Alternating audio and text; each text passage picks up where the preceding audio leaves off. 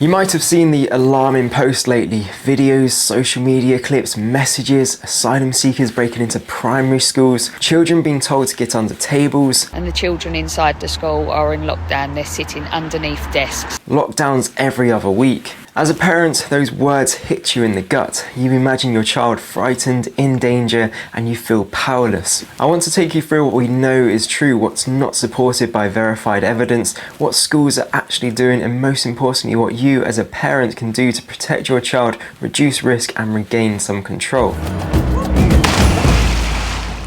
Welcome back to Charlie Survival. By the end of this, you'll have practical tools, questions to ask, steps to demand change, and more grounded understanding so fear doesn't run your decisions. What is happening now? Lockdowns in UK schools are happening more often than many realise. According to Schools Week, September 2025, there have been at least 117 reported lockdowns since 1st of January last year. These incidents have affected nearly 100,000 pupils. Causes vary: weapon sightings, intruders, threats off-site, protests, malicious communications, emails, phones. Drills and US-style lockdown practices are more visible and more frequent. A survey via TeacherTapp showed about 26% of primary school teachers and 36% of secondary school teachers said they had conducted lockdowns or intruder drills since the start of the school year. Schools are using drills that tell students to hide under desks, close blinds, remain silent. Official guidance and legal frameworks are evolving. The NASUWT, a teachers' union, has published advice on school lockdown procedures that schools should have plans, practices, refuge space, communication mechanisms.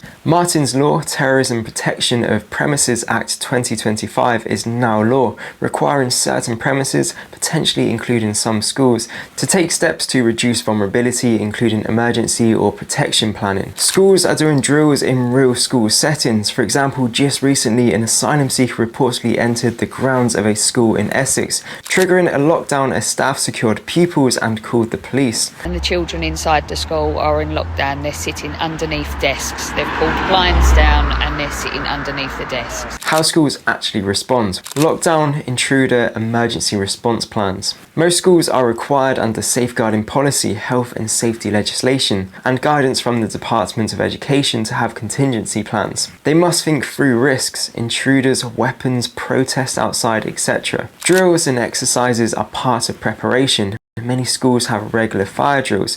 Lockdown drills are less universal but are increasing. Some involve staff only, others include children. Schools usually try to conduct drills in ways that minimize distress.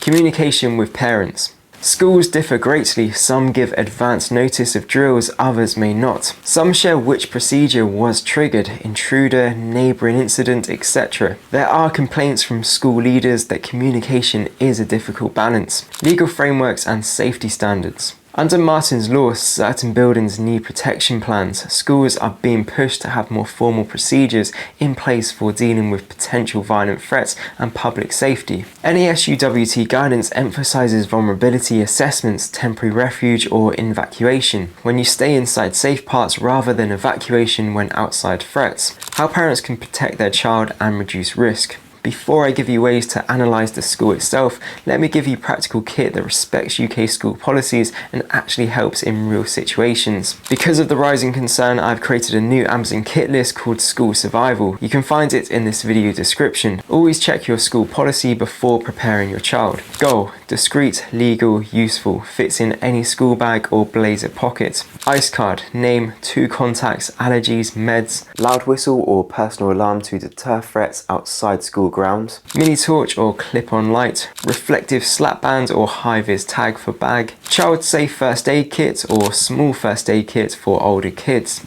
emergency £5 note or prepaid card for older kids, power bank plus short lead for older kids with phones, comfort item like a small toy, worry stone that helps during drills. You have power, you can take steps that help protect your kid, give yourself peace of mind and make sure your child's school is doing its part. Here's what you can do. Know the school safety plan inside out. Ask the school, what is your lockdown or intruder or emergency response plan? Get details like how decisions are made, what triggers alert, how staff are trained. Ask how often drills happen. Are children involved? Are they told in advance or is it a surprise? Ask what safe areas are. Doors, windows, routes from playground, where are the temporary refuge points? Ask how parents are informed during incidents. Text message, email, app, phone calls, and how quickly. Prepare your child emotionally and practically. Talk with your child about drills, not scaremongering, but clear. This is like practicing for safety, just like fire drills. If your teacher says hide,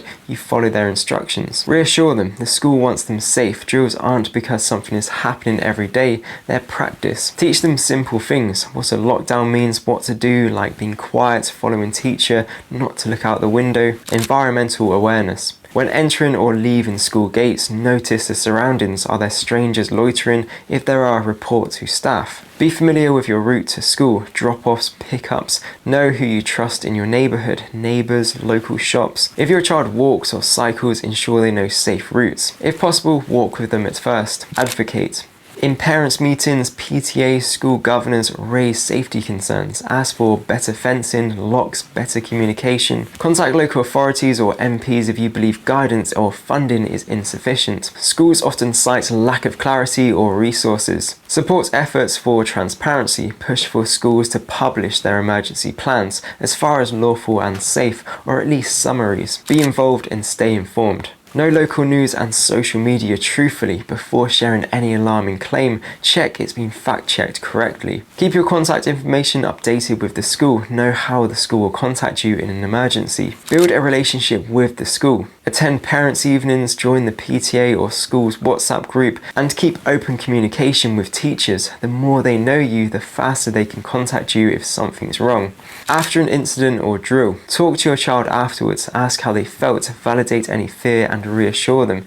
If you feel the school or responding agency didn't explain well, request a debrief. Schools should reflect. These are warning signs that more needs to be done. School doesn't have or can't produce a written emergency or lockdown policy. No drills ever, or drills that are unannounced and distressing without explanation. Poor physical security, gates unlocked, fences broken with gaps, easy access to classrooms from outside. Communication breakdowns where parents don't get messages or are given vague non-information like security issue without clarity. Children showing anxiety about drills or staying quiet or scared at school over safety without help. The probability of a violent threat in a school remains low. While lockdown drills are becoming more common, they are mostly precautionary. Schools are simply adopting a better safe than sorry approach. Having procedures doesn't mean expecting doom. Fire drills exist not because there are fires every day, but because preparedness saves lives after previous errors and a rising concern. Same logic for intruders and lockdowns, although there is no questioning that this sounds more like something that happens in the US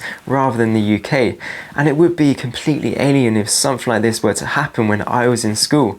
But Britain is starting to feel like it's losing its high trust society. Comment below if you feel it. But schools are staffed by caring professionals. Many take children's well-being seriously and adapt drills to avoid trauma. Legal protections are growing. Framework like Martin's Law, guidance from DFE, etc. all push towards better safety. Real life scenarios. Just this week in Essex, town of Luton, between Epping Forest and the edge of London, a man described by police as a homeless asylum seeker was found inside the grounds of Debden Park High School, also known locally as Debden Foundation School. He was reportedly spotted by students who took photos and called police. The school went into lockdown as staff confronted the man. Essex police later confirmed he was wanted for failing to attend a court hearing on alleged offences from another county. He was arrested and then just hours later released on bail, back onto the streets. The next morning he was reportedly seen again, this time outside multiple schools in the Epping and Walton Abbey area, including a primary school that went into lockdown. Local parents described seeing teachers rushing children under desks, putting down blinds and locking doors as police helicopters circled overhead. The helicopter is up. They're trying to find him. They don't know where he's gone. Parents are gathering outside the schools. We're living in Britain in 2025. We are scared to send our kids to school. Then on 24th of January 2025, in the quiet village of Deanshangan, Northamptonshire, residents raised alarms about asylum seekers loitering near the village primary school. These men were staying in a hotel just down the road, and parents said they were gathering around the school gates, approaching families and making them feel unsafe. Police have reportedly described the situation as involving cultural expectations. Some parents interpret that as being told that certain behaviours are acceptable in some cultures, but these reports are not confirmed by direct quotes by named community support officers. Imagine being told that while your own child walks past these men on their way into class. Parents were furious. They held public meetings, confronted counsellors, and demanded that the hotel stop housing asylum seekers so close to a primary school. Thankfully, no children were harmed, but fear alone was enough to keep some families putting their kids out of school until the issue was addressed. It fed the same feeling as the Essex case, that schools are soft targets, that parents have no control, and that the system won't act until something goes horribly wrong. These stories have tension, they stir fear, but they also show something. When schools are prepared, things go more smoothly, not perfectly, but more safely. If you're a parent, this is for you. Your child deserves to be safe. You deserve to know the truth. Right now, many schools are moving to real lockdown drills. Teachers are telling children to hide, stay quiet, close the curtains. These are not fantasy, they're happening. What we need is balance, to ask questions, to insist on safety, and also to embrace calm, because in the moment, panic helps no one, but preparation can save lives. So today, I urge you to take 3 actions. Action 1, contact your child's school and ask direct questions about their safety plan, not vague ones, get specifics. Action 2, talk to your child, prepare them emotionally, get them used to following instructions, but reassure them. Action 3, come together, meet other parents from safety committees, support your school in getting better security if needed, be loud, be present. The risk is real, but rarely immediate. The power to reduce the risk, that's in your hands, your voice, your questions, your preparation. Our children are counting on us, and we will not let fear paralyze us. We will act, we will prepare, and we will protect. Thank you for staying with this. If you found this helpful, share it, talk to someone else. Let's build safer schools, not through panic, but through care, clarity, and courage. Share your thoughts in the comment section below. Let's keep this discussion alive. Head over to the Charlie Survival Amazon kit list for UK specific survival and preparedness. Subscribe to keep up to date on UK threats and survival. I highly recommend watching this video next about how to secure your home more efficiently in the UK. Stay wild, stay free, and I'll catch you in the next one.